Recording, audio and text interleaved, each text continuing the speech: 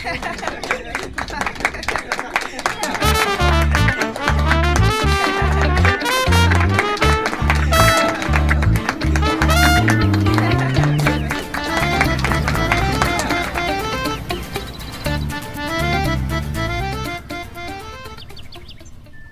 পয়সা নেন।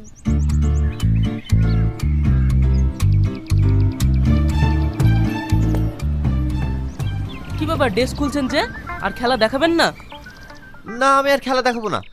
আমার এখানে শেষ। স্কুল ছুটি হয়ে গেছে। আমার মেয়েকে আনতে যেতে হবে। কোন স্কুলে পড়ে আপনার মেয়ে? আমার মেয়ে গ্রিন ভিউ ইনস্টিটিউটে পড়ে।